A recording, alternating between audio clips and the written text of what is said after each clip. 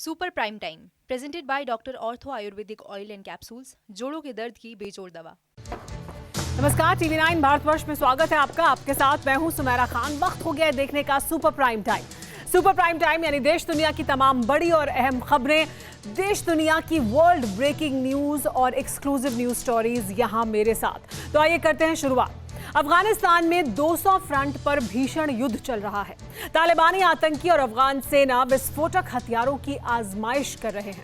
अफगान सेना air strike से आतंकी अड्डे बर्बाद कर रही है, तो तालिबानी आतंकी वॉर क्राइम पर उतर आए हैं।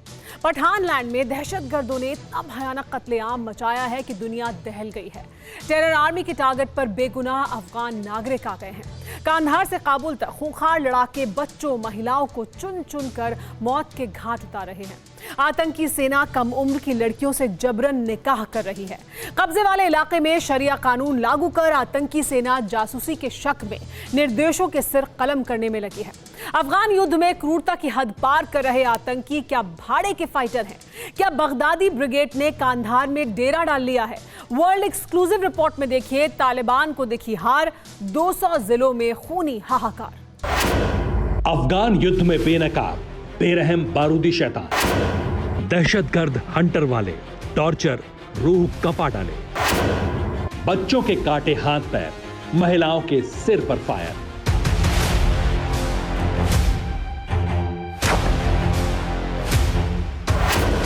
टेरर आर्मी का नापाक मिशन काबुल, अब तो कुछ भी हो सकता है। आसमान में नाचती मौत, बारूदी धमाकों से थर्राती बस्तियां,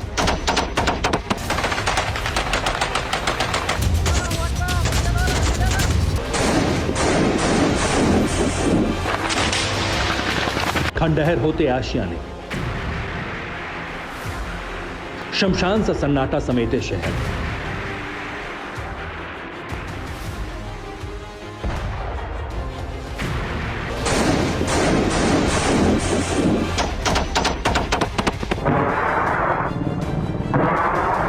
बेजान जिस्मों में जिंदगी की आखिरी सांस तलाशती इंसानियत।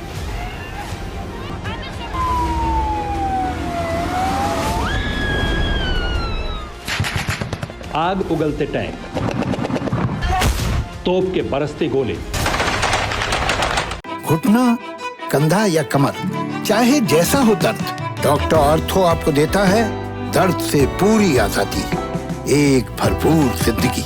ये कोई टेम्परेरी पेन किलर नहीं, आयुर्वेदिक औषधि है। बेतहाशा बारूद बरसाते हेलीकॉप्टर, ताबड़तोड़ रॉकेट धमाके,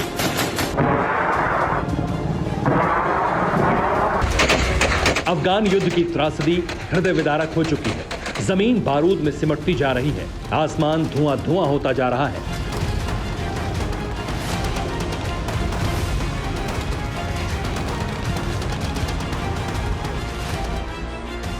अफगानिस्तान महायुद्ध का मैदान बनता जा रहा है, जिस युद्ध में ना कोई नियम है ना कायदा है, तो सिर्फ दुश्मन का वजूद मिटाने की सनक है, तो खौफ कायम करने का पागलपन।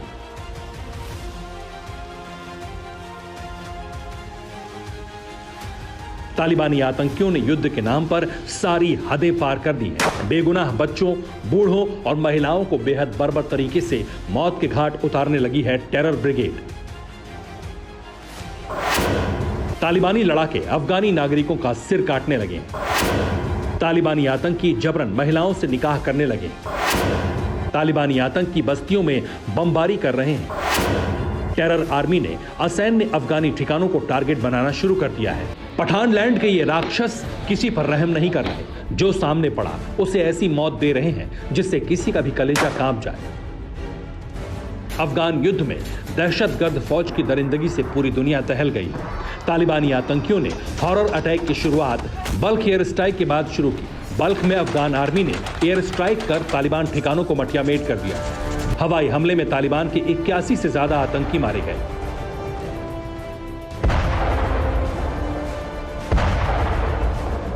अफगान सेना ने इसके बाद हेलीकॉप्टर से फायरिंग कर तालिबानी कैंप को पूरी तरह तबाह कर दिया। भीषण हमले में भारी नुकसान से बौखलाए तालिबान लड़ाकों ने इसके बाद कंधार के करीब पाकिस्तानी सरहद से लगे स्पिन बोल्डक शहर में निर्दोष नागरिकों, महिलाओं और बच्चों की बेरहमी से हत्या शुरू कर दी।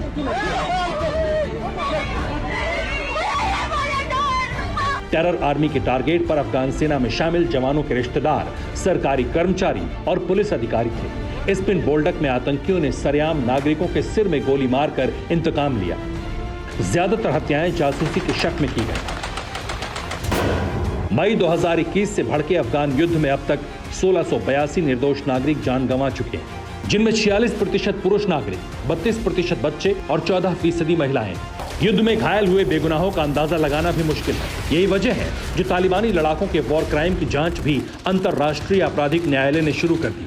इस बीच दहशतगर्दों ने अफगानी महिलाओं का जीना मुहाल कर दिया है। तालिबान ने कब्जे वाले इलाके में शरिया कानून लागू कर दिया है।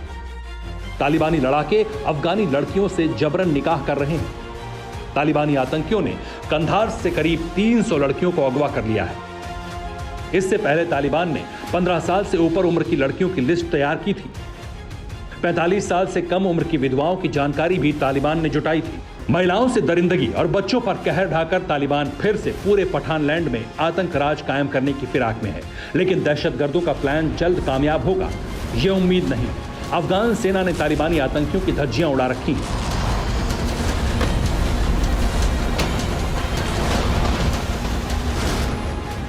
200 जिले पर कब्जे का दावा कर रहे तालिबानी लड़ाकों को अफगान सेना ने कई फ्रंट पर खदेड़ा है। अफगान युद्ध में बीते 4 दिनों में 950 तालिबानी आतंकी मारे गए। 4 दिन में 600 से ज्यादा तालिबानी आतंकी गंभीर जख्मी हुए। अफगान सुरक्षा बलों ने 12 घंटे के भीतर गजनी के मस्तान जिले पर जीत हासिल की। अफगान गृह मंत्रालय के मुताबिक लगमान, नंगरहार, नूरिस्तान, हेरात, बल्ख, जोवजान, हेलमंद, कुंदूज और कपिसा में बढ़त हासिल कर ली है। कई फ्रंट पर तालिबानी बैकफुट पर हैं। अफगान फौज के हौसले बुलंद हैं, लेकिन तालिबानी आतंकियों की बेरहमी बढ़ती जा रही है। ये तस्वीरें सबसे खूंखार आतंकियों के कहर की बानगी हैं। अफगान युद्ध में कीमत किसे चुकानी पड़ रही है, देखिए। इनके अंजाम पर रोना आएगा। आतंकी सेना ने इन्हें अपाहिज बना दिया। अफगानिस्तान के लिए तालिबान नासूर बन चुका है। आतंकी संगठन को जड़ से नहीं मिटाया गया तो न जाने ये युद्ध कब थमेगा, क्योंकि सबसे खतरनाक टेरर ग्रुप अब ISIS जैसे आतंकी संगठन से साठगांठ कर चुका है। अफगान युद्ध में तालिबान की तरफ से पाकिस्तानी आतंकियों की फौज तो पहले से ही मौजूद थी। अब अबू बकर अल बगदादी के बारूदी भेड़िए भी इस युद्ध में कूद पड़े हैं। ऐसे में आने वाले दिनों में पठान लैंड की बैटल बेहद भयानक होने जा रही है। Bureau report, TV9 Bharatvarsh.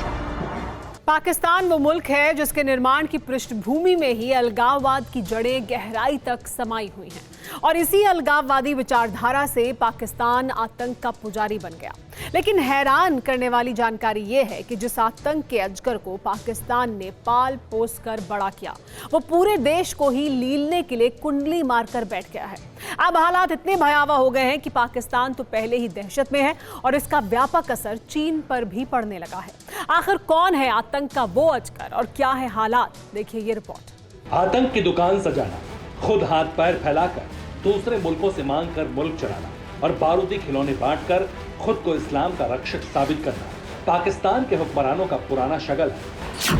मुल्क के अस्तित्व में आने के बाद से लेकर अब तक के इतिहास में पाकिस्तान के हर हुक्मरान ने सिर्फ आतंक परस्ती ही की है, फिर चाहे वो अवाम का चुना हुआ नुमाइंदा हो या फौज की ताकत के दम पर कब्जाया गया सुप्रीम लीडर का पद हो।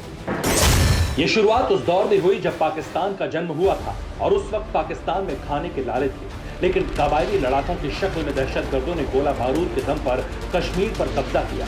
तत्कालीन पाकिस्तानी हुकूमत ने मौके का फायदा उठाया, कबायली लड़ाकों के ऐसे ग्रुप का निर्माण किया जो बाद में आतंकवादियों के नाम से जाना गया। और वक्त के साथ न सिर्फ आतंकवादियों की सेना का विस्तार हुआ, बल्कि कभी आतंकी संगठन में फूट पड़ने पर तो कभी अलग अलग इलाकों की जरूरत में कई और संगठनों की नींव डाली।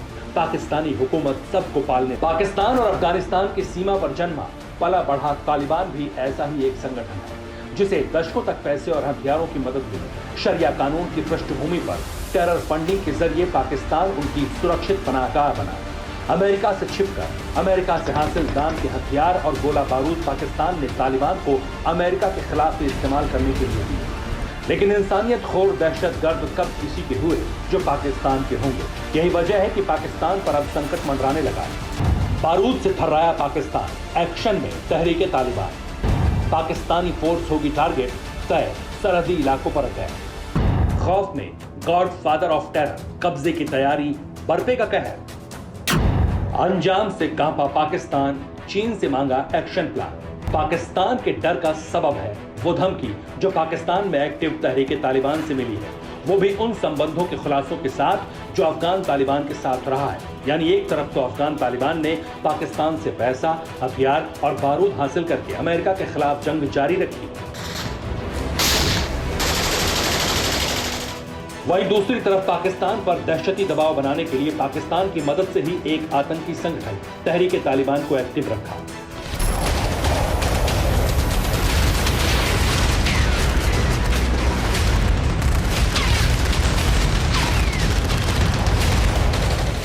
और अब जब पाकिस्तान की मध्यस्थता से अमेरिका अफगानिस्तान से जाने लगा, तब बढ़ते तालिबान के कब्जे को देखते हुए तहरीके तालिबान इस कदर उत्साहित हुआ कि उसने पाकिस्तान पर कब्जे की जंग छेड़ने का ऐलान कर दिया। और इसी ऐलान से पाकिस्तान पर अब तक का सबसे बड़ा खतरा खड़ा हो गया। खतरा इसलिए क्योंकि पाकिस्तान के सरहदी इलाकों पर जंग छिड़ने वाली है, वो भी खुद के बनाए आतंकी कारतूसों से।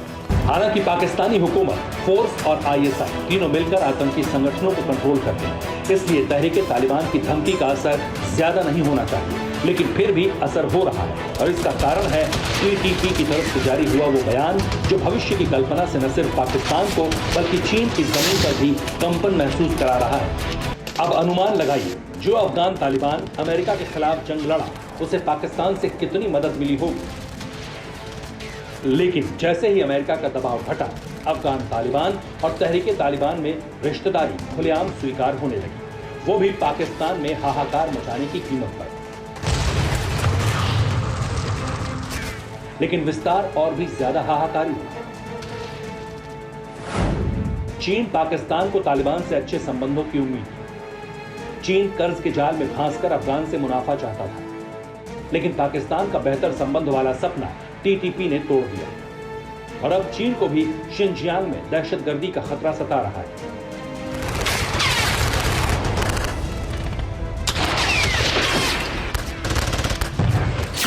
यानी तालिबान ना तो कभी किसी का करीबी था, ना कभी बनेगा, इसलिए पाकिस्तान में कब्जे के पल रहे सपनों से चीन भी कांपने लगा। और इस वक्त जो फैसला चीन ने किया वो पहले के इरादों से बिल्कुल उलट है, जिसमें पाकिस्तान भी उसका सहयोगी बनता जा रहा है। इसमें चीन का डर यह है कि अफगानिस्तान से लगे चीन के शिनजियांग प्रांत पर भी कब्जे की कहानी गढ़ी जा सकती है। इस्लामी आतंकी मौके का फायदा उठाकर शिनजियांग में ठीक वैसी ही जंग छेड़ सकते हैं जैसी अफगानिस्तान में अमेरिका के खिलाफ छेड़ी गई, और इसके पुख्ता संकेत भी मिल रहे हैं। संकेत देखिए।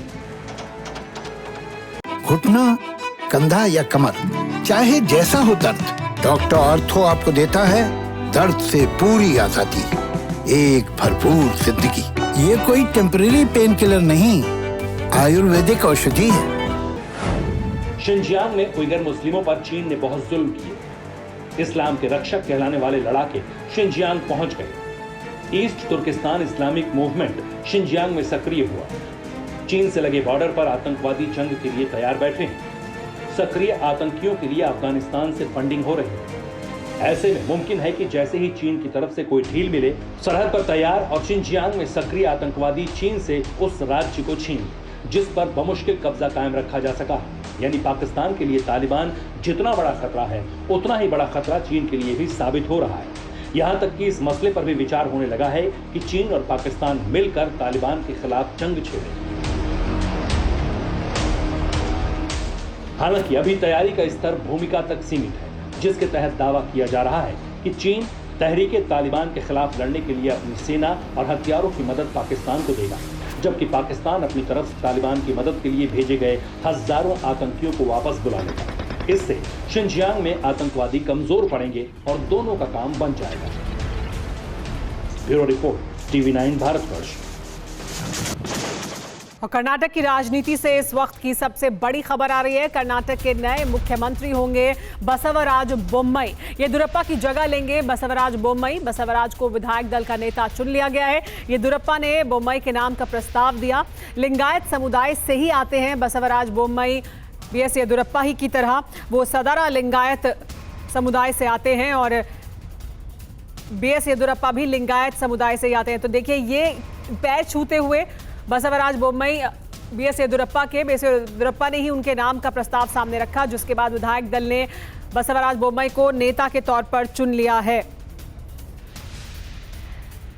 कर्नाटक में 17% लिंगायत वोट है और लिंगायत वोटों के आधार पर ही बीएस येदियुरप्पा भी एक बड़े कद तक पहुंचे। अशोक धर्मेंद्र प्रधान को भी आप देख सकते हैं, उन्होंने भी मुबारकबाद दी और वो मौजूद थे कर्नाटक में ही जो हस्तांतरण होना था सत्ता का, एक मुख्यमंत्री से दूसरे मुख्यमंत्री का चयन, बीएस येदियुरप्पा का इस्तीफा और उसके बाद नए मुख्यमंत्री का चयन, इस पूरी प्रक्रिया के दौरान वो वहां मौजूद रहे और वो इन तस्वीरों में भी दिख रहे हैं। हमारे साथ TV9 भारतवर्ष संवाददाता चंद्रमोहन जुड़ गए हैं। चंद्रमोहन, यानी येदियुरप्पा जिस समुदाय से आते हैं, लिंगायत समुदाय से, उसी समुदाय से आते हैं, 17% वोट है, तो बीजेपी अभी भी उसी तरह के जो पैटर्न है उसी पर कर्नाटक में आगे बढ़ रही है। और बसवराज बोम्मई क्या एक एक्सेप्टेबल चेहरा है सभी के लिए, सभी विधायकों के लिए, क्योंकि खुद येदियुरप्पा ने उनके नाम का प्रस्ताव सामने रखा? हाँ जी, कर्नाटक में लिंगायत कम्युनिटी का 16% वोट है। इसका वजह से बीजेपी ने अभी पॉलिटिकल चंद्रमोहन, आपको आवाज मिल रही है? इसलिए इसका वजह से अभी चंद्रमोहन जी बताइए। चंद्रमोहन, आपसे जानना चाहेंगे कि खुद येदियुरप्पा ने उनके नाम का प्रस्ताव रखा, बसवराज बोम्मई ने सबसे पहले उन्हीं के पैर छुए नेता चुने जाने के बाद, तो अब कह सकते हैं कि कर्नाटक में सब कुछ सही हो गया है, येदियुरप्पा को भी एक्सेप्टेबल हैं, सारे विधायकों को एक्सेप्टेबल हैं बसवराज बोम्मई? हाँ जी, Basavaraj Bommai is the trusted person of the Yediyurappa, इसलिए अभी बसवराज बोम्मई को अगले चीफ मिनिस्टर का पद के तौर पे अभी चुना गया है। Basavaraj Bommai continuous 3 time MLA Shiggaon constituency से और वो ये जनता परिवार का नेता है। इनका पिता भी कर्नाटक में पहले 1988 में चीफ मिनिस्टर भी था और उसके बाद सेंट्रल मिनिस्टर भी था SR बोम्मई ने। SR बोम्मई का बेटा अभी बसवराज बोम्मई कर्नाटक का अगला चीफ मिनिस्टर होगा। अभी आज बीजेपी का लेजिस्लेटिव पार्टी मीटिंग में बसवराज बोम्मई को बीजेपी लेजिस्लेटिव पार्टी का नया नेता का तौर पे चुन गया है। अभी येदियुरप्पा का सपोर्ट भी है बसवराज बोम्मई का और ये बसवराज बोम्मई भी लिंगायत है। इसका वजह से बीजेपी का लिंगायत वोट बैंक बीजेपी में रहेगा और वो इंटैक्ट होगा और बीजेपी लिंगायत वोट बैंक दूसरे पार्टी को नहीं चले जाएगा। इसका वजह से अभी बसवराज बोम्मई का सिलेक्शन का वजह से। चंद्रमोहन, ये भी जानना चाहेंगे कि चुन लिया गया है, लेकिन अब शपथ ग्रहण कब होगा या आगे का जो कार्यक्रम है उसके बारे में भी क्या कोई और जानकारी मिल रही है?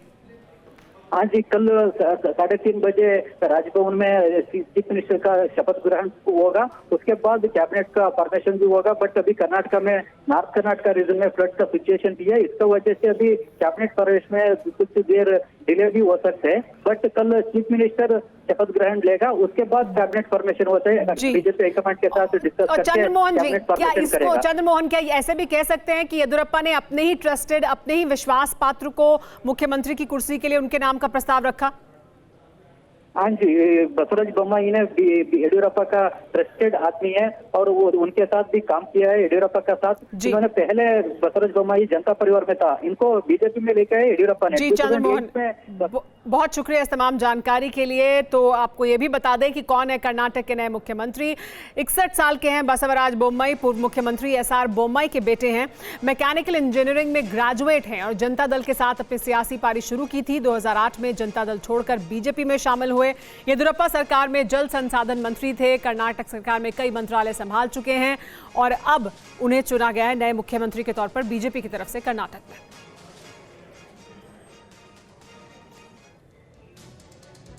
और अब बात चीन की करते हैं। चीन की गद्दारी का प्रूफ एक बार फिर दुनिया के सामने आया है। सैटेलाइट कैमरे ने ड्रैगन की उस बॉर्डर वाली साजिश को कैप्चर किया है जो इस बात की आशंका जता रही है कि चीनी फौज कुछ बड़ी हरकत करने की फिराक में है। पीएलए की टोली पेंगोंग लेक से चंद किलोमीटर की दूरी पर आधमकी है। हैरान करने वाली बात यह है कि एलएसी के विवादित जोन में चीनी फौज जंग से पहले की तैयारी करती भी देखी गई है। आखिर कैसे ओपन सोर्स से मिली डिटेल और पुख्ता सबूतों ने ड्रैगन के षड्यंत्र को एक्सपोज किया है? कैसे चीन के इस दांव पर पानी फेरने के लिए बाइडेन ने अपने दूत को हिंदुस्तान भेज दिया है? आप खुद देखिए। एलएसी से जंग की गीदड़ भपकी देने वाला ड्रैगन कुछ महीनों पहले उसी एलएसी से दुम दबाकर भागा था। पूरी दुनिया के सामने जिनपिंग का सारा गुरूर चकनाचूर हुआ था। ड्रैगन की कायर ब्रिगेड का जंगी फितूर भी काफुर हुआ था।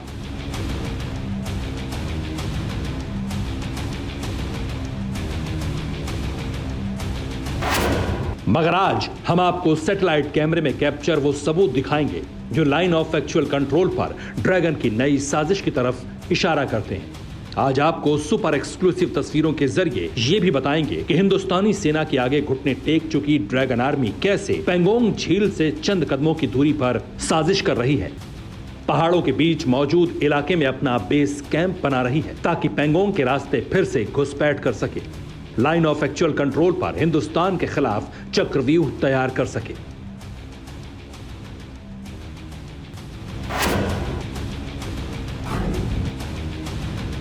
ओपन सोर्स डी आतिश ने अपने सोशल मीडिया अकाउंट पर एक पोस्ट की। इस पोस्ट में पेंगोंग सो लेक को टैग करते हुए एक तस्वीर डाली गई। तस्वीर सैटेलाइट कैमरे से ली गई है। जैसे ही इस तस्वीर सैटेलाइट कैमरे से ली गई थी, जैसे ही इस तस्वीर की पड़ताल की गई, हैरान करने वाला खुलासा हुआ। पता चला कि पेंगोंग झील से कुछ ही दूरी पर चीनी सेना ने अपना नया बेस कैंप तैयार किया है। पहाड़ों के बीच गहरी खाई खोदकर पीएलए ने सैन्य अड्डे को बनाया है। ड्रैगन ने अपने नए मिलिट्री बेस पर हथियारों का जखीरा भी जुटाया। भारी भरकम टैंकों के साथ मिसाइलों की भी तैनाती तस्वीरों में दिख रही है।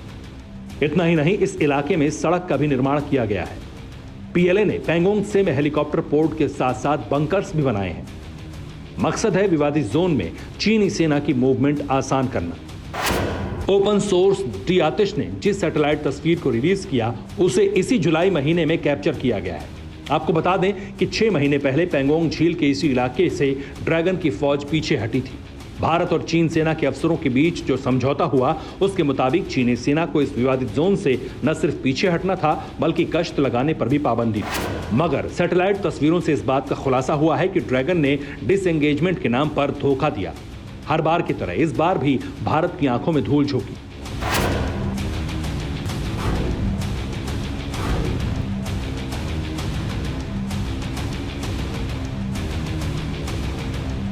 हम आपको ये साफ साफ बता देते हैं कि ये दावा हमारा नहीं है, ना ही हम इस सैटेलाइट तस्वीर की पुष्टि करते हैं। लेकिन ओपन सोर्स डी आतिश ने चीनी सेना के पेंगोंग से के पास निर्माण को लेकर जो दावा किया उसे सिरे से खारिज भी नहीं किया जा सकता है। और इसके पीछे की वजह है ड्रैगन का इतिहास जो हड़प नीति और घुसपैठ जैसे कर्मों से भरा पड़ा है। सैटेलाइट तस्वीरों के जरिए यह भी खुलासा हुआ कि चीन ने अपनी सेना को फिंगर 4 से हटाकर फिंगर 8 पर तैनात किया है। इस बार पीएलए ने इस इलाके में हैवी डिप्लॉयमेंट भी की है। पहले की तुलना में 15,000 से ज्यादा सैनिकों को नए अड्डे पर तैनात किया है।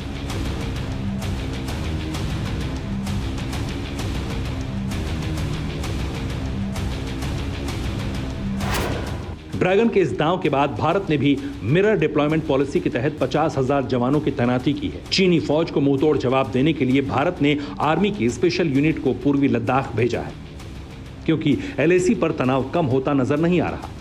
घुटना, कंधा या कमर, चाहे जैसा हो दर्द, डॉक्टर ऑर्थो आपको देता है दर्द से पूरी आजादी, एक भरपूर जिंदगी। ये कोई टेम्परेरी पेन किलर नहीं, आयुर्वेदिक औषधि है। और जिस तरह से चीन सैनिकों की तादाद बढ़ा रहा है, चोरी छिपे नए सैन्य अड्डे तैयार कर रहा है, लगातार अवैध निर्माण कर रहा है, उसे देखकर हिंदुस्तानी सेना भी अलर्ट मोड में है और 24/7 एक्शन के लिए तैयार है। हिंदुस्तान की तैयारी तो सॉलिड है ही। इस बीच वॉशिंगटन से एक ऐसी खबर सामने आई जिसे सुनकर न सिर्फ बीजिंग बल्कि इस्लामाबाद में भी टेंशन बढ़ गई। जी हां, अमेरिका से बाइडेन के दूत भारत की सरजमी पर कदम रख चुके हैं। अमेरिकी विदेश मंत्री एंटनी ब्लिंकन भारत पहुंच चुके हैं। अपनी 2 दिनों की यात्रा में अमेरिकी विदेश मंत्री चीन, पाकिस्तान और अफगानिस्तान के मुद्दे पर भारत से बातचीत करेंगे। एंटनी ब्लिंकन सबसे पहले विदेश मंत्री एस जयशंकर से मिलेंगे। इसके अलावा एनएसए अजीत डोभाल और पीएम मोदी से भी मुलाकात होगी। यानी अब दो ताकतवर मुल्क एक साथ मिलकर ड्रैगन और उसके गुलाम पाकिस्तान के खिलाफ ज्वाइंट प्लान तैयार करेंगे। आखिर इस मुलाकात में क्या फैसला होता है वो भी जल्द ही दुनिया के सामने आ जाएगा। Bureau report, TV9 Bharatvarsh. दुनिया भर में कई देशों ने खूब तरक्की की, लेकिन इस विकास और समृद्धि के पीछे एक कड़वी सच्चाई भी छिपी है। चीन हो या अमेरिका, हर जगह कुदरत के साथ खिलवाड़ हुई। अब प्रकृति का प्रकोप रह रहकर देखा जा रहा है। ऐसा लग रहा है जैसे कुदरत अपना हिसाब चुकता कर रही है। चीन का हेनान प्रांत सैलाब से लड़ रहा है और इस बीच वहां रेतीले तूफान ने भी कोहराम मचाया है। अमेरिका में तो धूल और रेत का तूफान जानलेवा साबित हुआ है।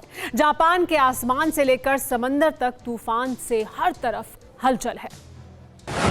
कुदरत के साथ खिलवाड़, 3 देशों में तूफान का प्रहार। 300 फीट ऊंची रेतीली दीवार, नहीं देखा ऐसा धूल का गुबार। अमेरिका में भी रेतीला बवंडर, हाईवे पर 22 गाड़ियों की टक्कर। ऐसा लग रहा था जैसे बादल जमीन छू रहे हो। आसमान से धरती पर सफेद धुंधली दीवार बन गई थी। धीरे धीरे ये दीवार आगे बढ़ती रही और चीन का दुनुयांग शहर इस धुंध में छिप गया। ये एक रेतीला तूफान था जिसके आने से विजिबिलिटी 0 हो गई। सड़क पर चलने से लेकर सांस लेना तक मुश्किल हो गया। तस्वीरें किसी हॉलीवुड फिल्म जैसी, लेकिन चीन के लोगों ने अपनी आंखों से रेतीले तूफान को देखा और फिर इसकी गवाही को सहा भी।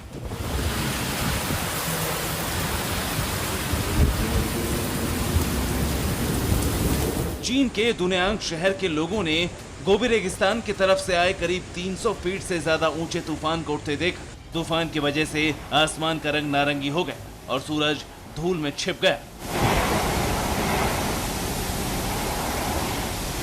तूफान की तस्वीरें भयावह है। सोशल मीडिया पर तूफान के कई वीडियो वायरल हो रहे हैं।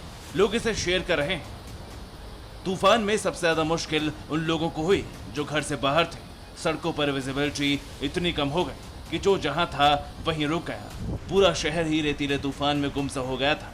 चीन के मीडिया के मुताबिक तूफान रविवार को शाम 3 बजे आया। तूफान के दौरान छोटे मोटे हादसे भी हुए। तेज हवा में कई चीजें उड़ गई। धूल और रेत से बचने के लिए लोगों को मास्क लगाना पड़ा। चीन का हेनान प्रांत बाढ़ की त्रासदी को झेल रहा है, तो वहीं एक और तूफान की एंट्री ने चीन की मुसीबत बढ़ा दी। तूफान का नाम इन्फा है। चीनी मीडिया के मुताबिक इन्फा साल का 6वां तूफान है। तूफान इन्फा की वजह से शंघाई में यातायात ठप हो गया है। फिलहाल समंदर के किनारे रहने वाले लोगों को रेस्क्यू किया गया है। करीब 3.5 लाख लोग शेल्टर्स में रहने को मजबूर हैं। रविवार को झेजियांग प्रांत पहुंचने के बाद से तूफान उत्तर पश्चिम की ओर बढ़ रहा है। चीन में पुलिस ने ट्रैफिक रोक दिया था। लोगों को तूफान के दौरान गाड़ी चलाने की इजाजत नहीं थी। लेकिन अमेरिका में तूफान के दौरान ड्राइविंग करने का गंभीर अंजाम हुआ। घने कोहरे की वजह से जिस तरह के हादसे होते हैं वैसी ही तस्वीर है। दर्जन भर से ज्यादा गाड़ियां यहां एक साथ भिड़ गई। अमेरिका के उटाह में भी चीन जैसा ही रेतीला तूफान आया। धूल और रेत की वजह से विजिबिलिटी बेहद कम हो गई। उटाह हाईवे पर तूफान की वजह से गाड़ियां एक दूसरे से टकरा गई। एक के बाद एक 22 गाड़ियों की टक्कर हुई। इसमें कार से लेकर बस और ट्रक तक शामिल थे। हादसे में 8 लोगों की मौत हुई। मरने वालों में 4 बच्चे शामिल हैं। रविवार को हाईवे पर काफी भीड़ थी। लोग वीकेंड की छुट्टियां मनाकर लौट रहे थे। तूफान को लेकर कोई अलर्ट भी जारी नहीं किया गया था। जापान में भी मौसम खतरनाक होने वाला है। जापान में तूफान आने की भविष्यवाणी की गई। अनुमान है कि प्रशांत महासागर से शुरू हुआ नेपाटक तूफान मंगलवार को टोक्यो समेत जापान के मुख्य द्वीप पर पहुंच सकता है, जिससे जापान की स्थिति काफी खराब हो सकती है। जापान में तूफान ऐसे समय में दस्तक देने जा रहा है जब वहां ओलंपिक खेल चल रहे हैं। इतना ही नहीं, भारत में बारिश ने लोगों की मुश्किलें बढ़ा दी और कई जगहों पर बाढ़ की भीषण तस्वीरें सामने आ रही।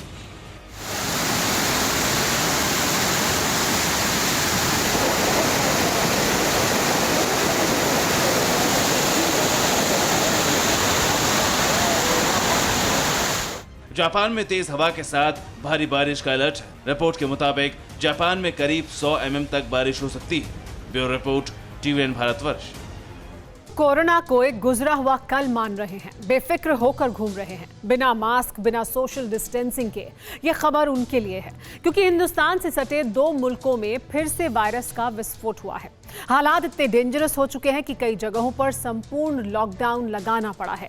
जानते हैं कोरोना के दोबारा फैलने की वजह क्या है? बकरीद, जिसकी वजह से आज की तारीख में बांग्लादेश और पाकिस्तान में नई मुसीबत आ गई है। किलर कोरोना के प्रकोप से बांग्लादेश अभी पूरी तरह से उभरा भी नहीं था।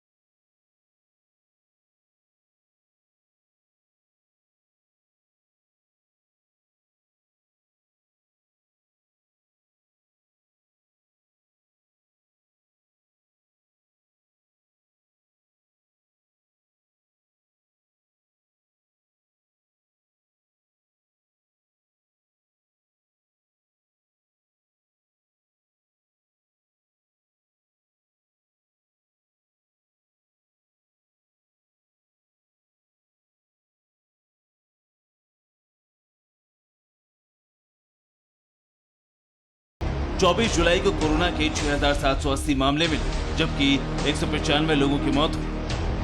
वहीं इससे पहले 23 जुलाई को 6,364 कोरोना केस सामने आए, जबकि 166 लोगों की मौत हुई। 22 जुलाई को कोरोना संक्रमितों का आंकड़ा 3,697 था, जबकि 147 मौतें हुई। मौजूदा वक्त की बात करें तो बांग्लादेश में कोरोना बेकाबू हो गया है। बड़ी तेजी के साथ लोगों को अपना शिकार बना रहा है, मौत के घाट उतार रहा है। लेकिन बिगड़ते हालातों को देखते हुए बांग्लादेश की सरकार ने मुल्क में लॉकडाउन लगाने का ऐलान भी किया। जो इलाका सबसे ज्यादा कोरोना की चपेट में आया है, वहां सख्ती बरती जा रही है। बांग्लादेश की तरह पाकिस्तान में भी ईद के बाद कोरोना का कहर बढ़ चुका है। वहां भी संक्रमण के मामले सामने आ रहे हैं, लोगों की मौत हो रही, अस्पतालों में जगह नहीं बची। दोनों मुल्कों में कोरोना का कहर खौफनाक मंजर की कहानी बयां कर रहा है। Bureau report, TVN Bharatvarsh. 40 lakh इंसानों की जान लेने वाले वायरस की मिस्ट्री सुलझ नहीं रही, जबकि जहरीले वायरस का पहला अटैक चीन के वुहान में माना जाता है। तारीख दिसंबर 2019 की बताई जाती है, जहां हजारों लोग किलर वायरस के शिकंजे में फंसे। सैकड़ों की जान गई। वुहान से वायरस पूरी दुनिया में फैला, जिसने लाशें बिछा दी। हालांकि चीन ने वुहान लैब से कोरोना फैलने की थ्योरी को खारिज कर दिया, सबूतों को नकार दिया। लेकिन ड्रैगन के जैविक हथियार पर होश उड़ाने वाला खुलासा हुआ है। वर्ल्ड एक्सक्लूसिव रिपोर्ट में देखिए चीन के कोरोना कसाई 19 साल पहले लड़ी लड़ाई। ये ट्यूनीशिया है, पब्लिक बेकाबू है, हिंसक झड़पें हो रही हैं, जगह जगह आगजनी और गोलाबारी की वारदात से पूरा देश दहल रहा है। इस हंगामे ने ट्यूनीशिया में तख्ता पलट कर दिया है। हंगामे की वजह जानेंगे तो दंग रह जाएंगे। ये कोहराम कोरोना के नाम पर है, वही वायरस जिसने पूरी दुनिया दहला दी। चीन के जैविक हथियार ने ट्यूनीशिया के प्रधानमंत्री हिचम मेकिची का गेम ओवर कर दिया। कोरोना के विस्फोट से ट्यूनीशिया में इतनी तबाही मची कि जनता सड़क पर उतर आई। विरोध प्रदर्शन ने इतना जोर पकड़ा कि राष्ट्रपति को प्रधानमंत्री को बर्खास्त करना पड़ा। संसद तक भंग कर दी गई। कोरोना पर कई देशों में बवाल कटा है। अफ्रीका से यूरोप चलिए, फ्रांस की राजधानी पेरिस युद्ध का मैदान बनी हुई है।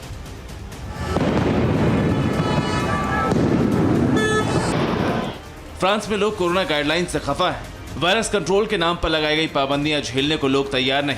पेरिस में इसी के विरोध में सड़कों पर उतरे लोगों ने जमकर उपद्रव किया।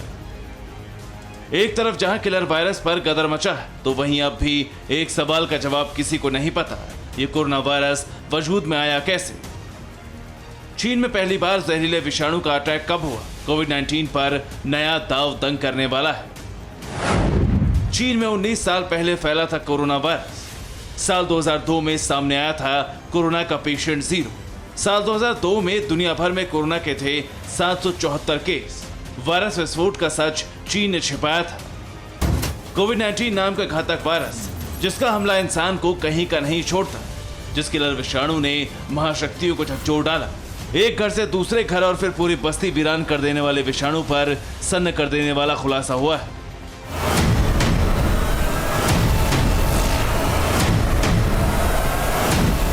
चीन ने कोरोना का पहला टेस्ट 19 साल पहले किया था।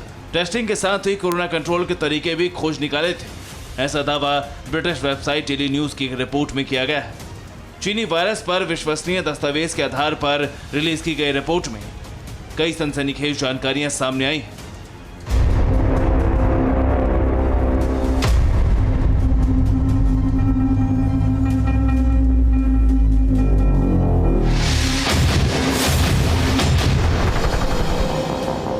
जैसा कि कोरोना का पहला एपिसेंटर वुहान नहीं, चीन का वांगडोंग था, जहां के कई रेस्टोरेंट के शेफ और मीट दुकानों के कसाईयों को घातक वायरस ने शिकंजे में जकड़ा था। 19 साल पहले फैली बीमारी के लक्षण आज के संक्रमितों जैसे थे।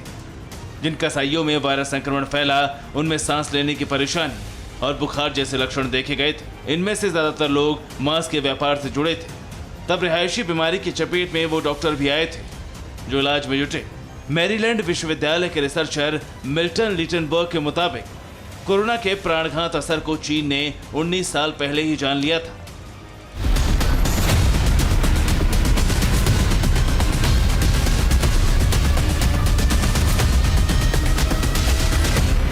जिसके बाद सार्स वायरस से बचने के उपाय चीनी वैज्ञानिकों ने तलाशने शुरू किए।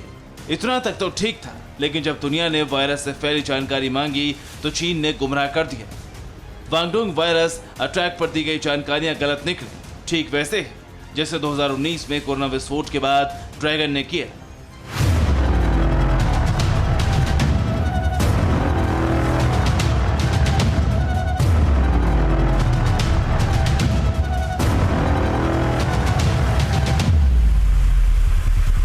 वहां लैब में तैयार जैविक हथियार पर भ्रम फैलाकर चीन ने पूरी दुनिया में महामारी फैला दी। आज पूरी दुनिया में ड्रैगन के बायो वेपन से त्राहिमाम मचा है। वहीं चालबाज चीन कोरोना फ्री होने का दावा कर रहा है। Bureau report, TV9 Bharatvarsh. दो मुल्कों की दुश्मनी की कहानी तो आपने सुनी होगी, लेकिन असम और मिजोरम एक ही देश के दो राज्य होने के बावजूद अदावत की हद पार करते नजर आ रहे हैं। बॉर्डर पर कड़ा पहरा है, अर्धसैनिक बलों की टुकड़ी तैनात है। एक राज्य के लोग दूसरे राज्य जा नहीं सकते। दिल्ली में हाई लेवल मीटिंग बुलाई गई है। सोमवार को जिस जगह पर गोली चली, पुलिस वालों की मौत हुई। दहशत में डूबी और गुस्से में दहकती उसी सीमा पर TV9 भारतवर्ष भी पहुंचा। ग्राउंड जीरो से हमारी ये एक्सक्लूसिव रिपोर्ट देखिए।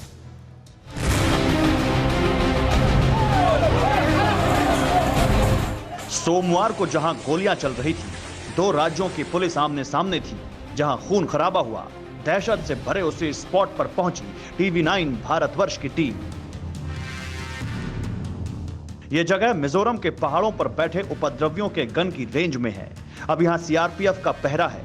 जवानों की चौकस नजरें मिजोरम की सीमा में मौजूद एक पहाड़ी पर हैं, क्योंकि वहीं से सोमवार को फायरिंग हुई और अब भी वहां उपद्रवी मौजूद हो सकते हैं।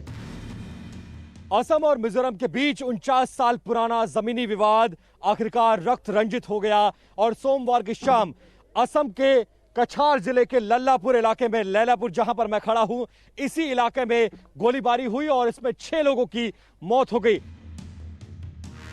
दूसरी तरफ सन्नाटा है, लेकिन असम के लैलापुर में मौजूद लोगों के दिल में अब भी दहशत है। सोमवार को जो भी हुआ वैसा आज तक नहीं हुआ। यहाँ के लोगों ने कभी सोचा भी नहीं था कि पड़ोसी राज्य की पुलिस और लोगों की नफरत इस हद तक पहुंच जाएगी। जमीन की जंग ऐसी जानलेवा होगी। यहाँ पर कुछ मिजो पब्लिक जमे हुए थे। यहाँ का मिजो पुलिस भी था उनके सपोर्ट में, और वो असम पुलिस के जो जवान तैनात थे वहाँ पर उनको पथराव कर रहे थे। इनमें कुछ जवान भी घायल भी हुए हैं। तो हम लोग को खबर मिला जब, तो हम लोग आ गए, करीब 1 घंटे के अंदर स्पॉट में पहुँच गए। तो यहाँ आने के बाद पता चल रहा कि वो लोग बारी बारी में पत्थर फेंक रहे थे, तो काफी 15-20 जवान जख्मी हुए थे। ये तनाव अभी ताजा है या इससे पहले बहुत लंबे अरसे से ऐसा रहा है कि असम और मिजोरम के लोग के बीच में जमीन को लेकर तनाव है? वो तो बहुत दिन से चल रहा है, अभी आज थोड़ा ठंडा हुआ है और सेंट्रल रिजर्व फोर्स आया है, हम लोग का सीएम ने भेजा है। वही लोकल पब्लिक भी आज उधर नहीं जा रहा है, तो तनाव अभी गर्म चल रहा है। मिजोरम के लोग आखिर असम के लोगों के दुश्मन क्यों बन गए? दो राज्यों की पुलिस आखिर एक दूसरे पर गोली कैसे चला सकती है? विवाद की वजह जमीन का एक बहुत बड़ा हिस्सा है, जिस पर दोनों राज्यों के अपने तर्क हैं। ये पूरा विवाद ब्रिटिश काल से ही चला आ रहा है। ब्रिटिश काल के दौरान 2 बार असम और मिजोरम की सीमा का सीमांकन किया गया था। पहली बार 1875 में और दूसरी बार 1933 में। इस विवाद की सबसे बड़ी वजह यह भी है क्योंकि असम जो है वो 1933 में किया गया सीमांकन को मानता है, जबकि मिजोरम 1875 में किए गए सीमांकन को मानता है। यही वजह है कि दोनों में लगातार जो मतभेद है वो जमीन को लेकर बरकरार है। और इसके बाद जब ये पूर्ण राज्य बना उसके बाद भी ये मतभेद बरकरार रहे और अभी भी दोनों का मत इस मामले को लेकर अलग अलग है। विवाद तो बहुत पुराना है, लेकिन अभी मामला क्यों गर्म हुआ ये समझिए। असम और मिजोरम का बॉर्डर लगभग 164 किलोमीटर लंबा है। सीमा विवाद गुडगुटी गांव के पास से शुरू हुआ। गुडगुटी गांव में मिजोरम पुलिस ने कुछ कैंप बनाए हैं। असम पुलिस ने गुडगुटी गांव को अपने राज्य की जमीन बताया। मिजोरम और असम के बीच ऐसा विवाद कई बार हो चुका है। सरकार भी इस मसले को सुलझाने की कोशिश कई बार कर चुकी है। अभी कुछ दिन पहले ही इस मामले पर चर्चा हुई थी। कुछ दिन पहले ही 2 से 3 दिन पहले केंद्रीय गृह मंत्री अमित शाह का पूर्वोत्तर के राज्यों को लेकर दौरा था। बाकायदा वो यहां पर आए थे और पूर्वोत्तर के तमाम राज्यों के मुख्यमंत्री, डीजीपी, प्रशासनिक अधिकारियों के साथ, मुख्यमंत्रियों के साथ उन्होंने बैठक की और उस बैठक में भी जमीन विवाद का मुद्दा उठा था। और तमाम लोगों से राय लेने के बाद यह विचार विमर्श हुआ था कि जल्द इसको सुलझाना पड़ेगा और इसको सुलझाना चाहिए। संक्षेप में अगर हम आपको समझाने की कोशिश करें तो 2 अहम चीजें हैं। पहला साल 1875, ब्रिटिश हुकूमत ने इनर लाइन रेगुलेशन लागू किया। दूसरा साल 1933, भारत की सरकार ने कछार मिजो हिल्स के बीच नई रेखा बनाई। मिजोरम 1875 में तय इन लाइन रेगुलेशन को ही अपने राज्य की सीमा मानता है। असम 1933 में तय की गई सीमा के इलाकों पर अपना दावा करता है। आम नागरिकों की जो झोपड़ियां थी उनको जलाई गई थी और आरोप लगा था कि मिजोरम के रहने वाले कुछ उपद्रवी ऐसे हैं जिन्होंने उन झोपड़ियों को जलाया था। उसी स्थिति को देखने और वहां पर हालात का जायजा लेने के लिए जो तमाम असम पुलिस के ऑफिशियल्स हैं वो प्रशासनिक अधिकारियों के साथ, लोकल सिविलियंस के साथ वहां पर पहुंचे थे। और सुबह से ही लगातार जो मिजोरम की तरफ से जो सिविलियंस हैं और वहां की पब्लिक के साथ साथ जो सुरक्षा एजेंसियां हैं वो बातचीत करने की कोशिश कर रही थी। अब सवाल है कि आगे क्या होगा। फिलहाल बुधवार को दिल्ली में गृह सचिव ने एक बैठक बुलाई है। असम और मिजोरम के चीफ सेक्रेटरी को इस बैठक में बुलाया गया है। दोनों राज्यों के वरिष्ठ अधिकारी भी इस मीटिंग में शामिल होंगे। सरकार की पहली कोशिश हिंसा को रोकने और हालात को सामान्य करने की है, क्योंकि अगर असम और मिजोरम का रास्ता बंद किया गया तो मिजोरम की सप्लाई चेन ही कट जाएगी। मामला फिर सुप्रीम कोर्ट जा सकता है। साल 2005 में भी सुप्रीम कोर्ट ने केंद्र सरकार को एक बाउंड्री कमीशन बनाने के लिए कहा था ताकि इस विवाद का हल निकाला जा सके। विपिन चौबे, TV9 भारतवर्ष, लैलापुर, असम। अड़ी सोमवार से शुक्रवार शाम 6 बजे सिर्फ TV9 भारतवर्ष पर।